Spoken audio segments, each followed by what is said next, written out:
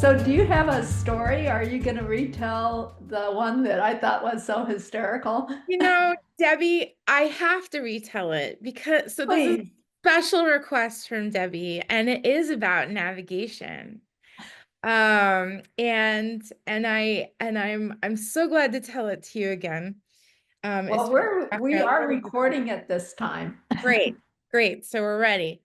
So I think the next slide is a picture of the boat that I was aboard. And I don't have any other slides other than that. It's just me recalling something because it was at night.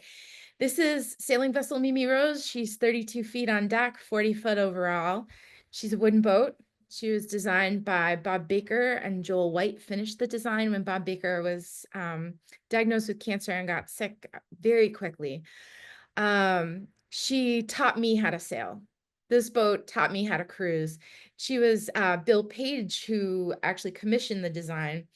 Now these are all wooden boat names that are just, so I was an editor at Wooden Boat Magazine for 4 years. So this is all pretty nerdy, but Gordon Swift, this was like the second hull he ever built.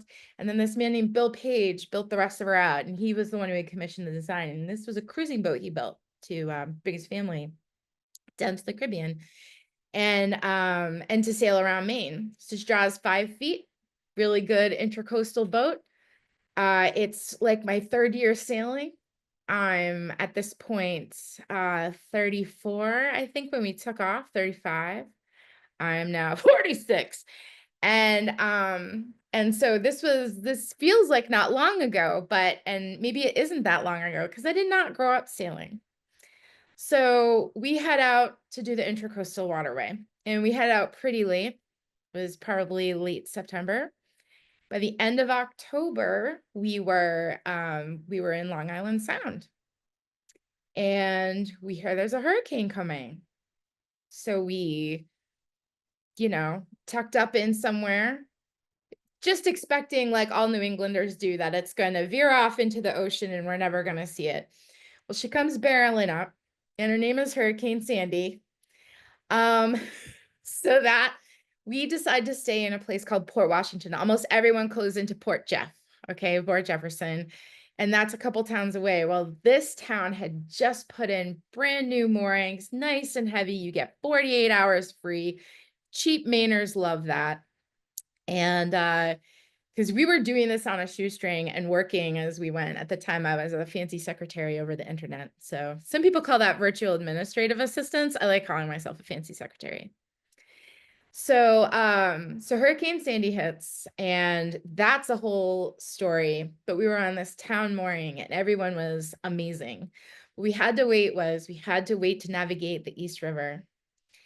It took them 5 days to clear all of the debris out of there, and that included entire containers that had been tossed off of ships that were at docks.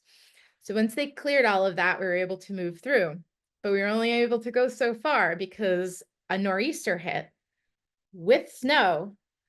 And so then we're listening to all of the stories and everything that are coming out from around the coast. And it turns out that all of the New Jersey coast was basically destroyed. So you have buildings that went, but you also have silted in inlets, which have to be constantly dredged. And all of them, they're trying to dredge them out. And as Colin, my partner at the time, and I looked at the charts, we were saying, there is no inlet that's going to take us in. We have to do our very first overnight we've ever done. We're just going to have to go all along the New Jersey coast.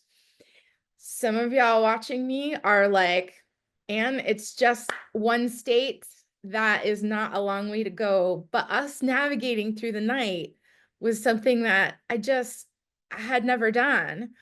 I'm tired at 10 o'clock at night. I actually want to go to bed right now, right here at home. What is it? It's 9:15.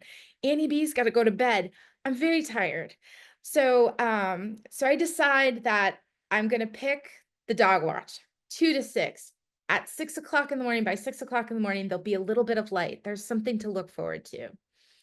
So I come up on deck at 2, and I look out, Colin tells me what he's seeing for lights and everything else, changing of the guard. And I look out and I go, what color do you think that light is? And Colin says, I don't even know what you're looking at. He's kind of a glasses wearer. I have unbelievable, I should have been sailing my whole life.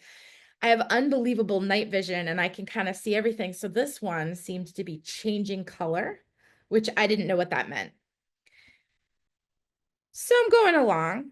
And at this point, by the way, our chart plotter is dead old. It's very old. It goes green at night and has just kind of gray, and we sailed off of our charts day one leaving Maine. So all I have is a Latin long, and I'm doing fixes on a paper chart. So I'm not really paying attention, I'm trying to see, and I have kind of a blown up thing, and I'm not really looking at the ports because I just don't even want to know. But anyway, I kind of know that maybe we're passing by Atlantic City soon, but it looks like it's still far away. This like gets bigger and bigger, and it's more and more colors. And I think about getting Colin up because I have no idea. I think it's a shore, but I'm not quite certain. And I think it was also a new moon, which is very annoying for someone's first night sail. And I finally get close enough to be able to see it through the binoculars. It is the entire side of a building that is a screen in Atlantic City. And through the night, I was watching for hours as Shaka Khan, who was playing that week at a casino, was beckoning to me from Atlantic City, helping me down the coast and telling me exactly where Atlantic City was. And the Immortal Queen will always be a part of my intercoastal waterway trip. I love Shaka Khan anyway. So it was really something to just finally have it come into view.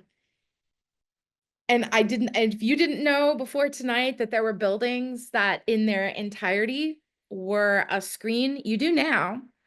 And you will look out for them in your boat. And hopefully it's Shaka Khan helping you. So that's my story about navigating.